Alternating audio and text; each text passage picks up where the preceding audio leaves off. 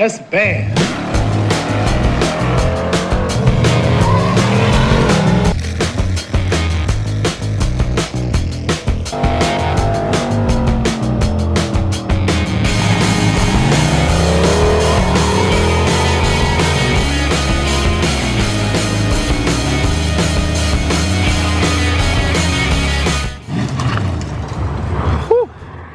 All right, let's talk about the number one reason why anybody with an AARP car does not want to LS swap their car. We got all this convoluted, god dang wiring over here it'll never work. All right, this stuff is junk. These things are garbage. I just want a carburetor and a screwdriver. Is that too much to ask for? Well, first of all, with an LS, you could do a carburetor and a screwdriver. A lot of people seem to overlook that. They think that LSs have to be fuel injected. They don't. You can put a carburetor on them. Anyway, didn't mean to blow some people's minds there. But I see a lot of people in the comments say that they've thought about an LS swap, but the wiring scares them. And I get that. I used to be that. If you guys remember, I don't know how many of you guys are still around, from the very beginning of my channel, I had a 93, camera's messed up. I had a 93 Chevy C1500, very similar to Jack, except super nice, super clean, rust-free. That was going to be the first vehicle I LS swapped, like 7 years ago. I don't know how long it's been, long time. But I never did that because I was intimidated of the wiring.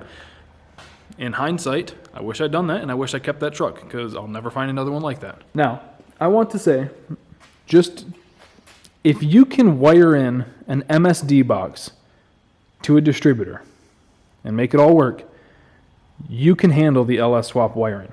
I promise you. Especially if you're using an automatic like a Turbo 400 or something. I promise. I believe in you. You may not believe in you, but I believe in you that you can handle this wiring. And there's a few different ways you can do it, but I just happen to have an MSD box here. So let's look.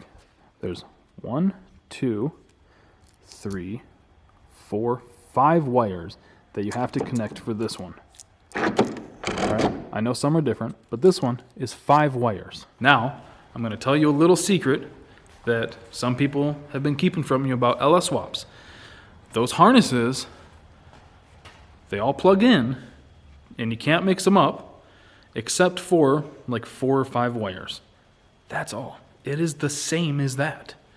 That's why I'm saying you guys can do it. It might take a little reading, but whether it's a stock ECU or something like this has a Holley Terminator X, which I would recommend, especially if you don't want to deal with like taking it to someone to get tuned, which, I mean, there's a lot of different options for that. It doesn't have to be expensive, like take it to a tuner for $500.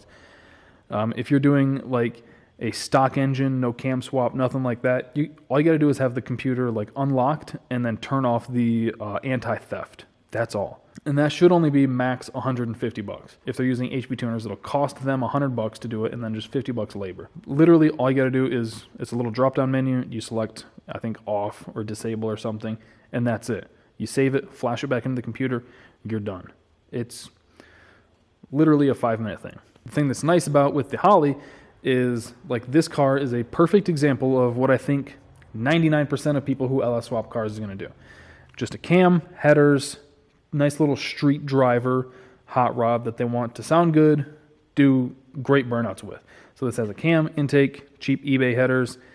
You plug in the Holley, like literally all of these things, all of these plugs that people fear so much that I can't get out of here, they're all designed so that they can only plug into one spot.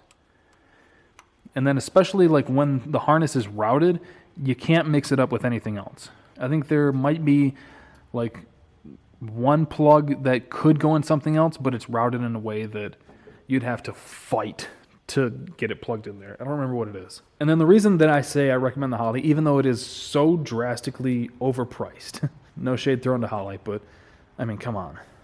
When it was $999, it was great. But like $1,100 now? Come on, dude. Anyway, it is so user-friendly. Like, you plug it in, hook it up to the battery, turn the key on, and all you got to do is just tell it, I've got this size engine, this type of cam. Like, they'll give you 3 choices, stock, mild, wild. Just pick the one that's closest to it. And then I want like this much timing, things like that.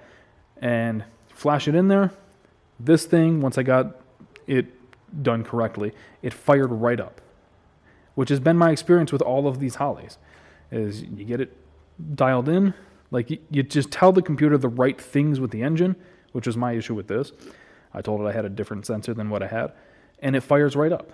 We've done this, the ARC-7, the truck, the Firebird, Dave's Mustang, Sean's Malibu, I mean, a bunch of them. So that's why I'd say if you can spend the money, I would go with the Holley. I really want to check out another one called Ace's EFI. I know I mentioned this in the last video. I really want to check them out, and I want to try them on the Fiero because they have something that the Holley doesn't, which is, one, a bigger screen. So the Holley comes with this little 3.5-inch screen. Can you guys see it there? I'm sure most of you are familiar with it. The Aces comes with like a 5-inch screen. And the main reason I want to try it in the Fiero is it has a built-in GPS speedometer, because I accidentally cut some of the wires in that. No.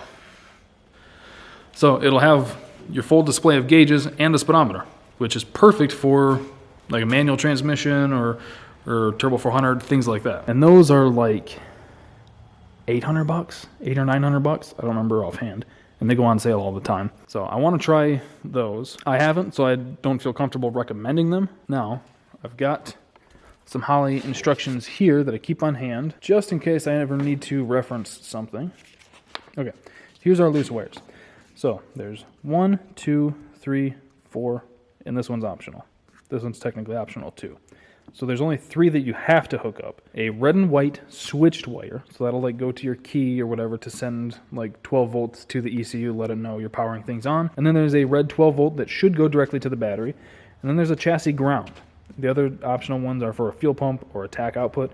You don't need to use those if you already have them hardwired or whatever. But if you want the ECU to control the pump, then it's a green wire that goes to the back and you just connect it. And then there's 2 wires that connect to the battery, but I mean, you shouldn't be scared of that.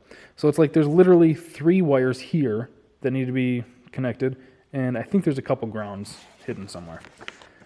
That's it, man. I'm trying to just encourage you guys that you don't have to be scared of the wiring, especially if you're doing something basic like this. Now, if you're worried about budget, that's where this comes in right now, and this is something that I've done on, I think, 3 or 4 other cars. This is a stock computer. You can get these all day for 20, 30, 50 bucks. And then this has an eBay wiring harness. This, I've seen them as cheap as 94 bucks, and they're all pretty much identical. It would not surprise me in the slightest if the ones for 94 bucks came from the same factory as the ones for 160 bucks. And I have never had an issue with any of them, knock on fiberglass. I know that there are some people who say that they've had issues with pins or wires in the wrong pins, things like that. But like I said, I've used them on, I think, 4, let's see if I count this, the S10, White Donk, and the Camaro.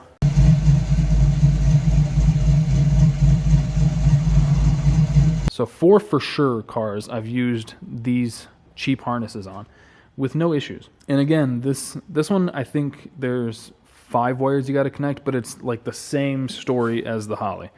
There's switch power, chassis ground, things like that. These ones are a little bit more of a pain in the ass, but if you're wanting to save money, you can get this whole setup for 150 bucks.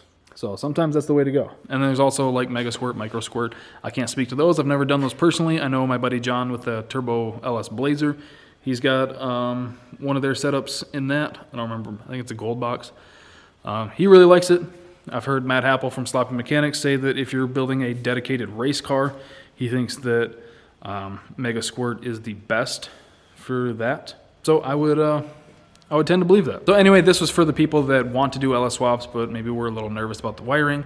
Just wanted to show you guys that it's not as bad as you think. If you can wire up an MSD box like a 6AL, you can do the LS swap harness. So get out there, go faster. I'll see you guys next time.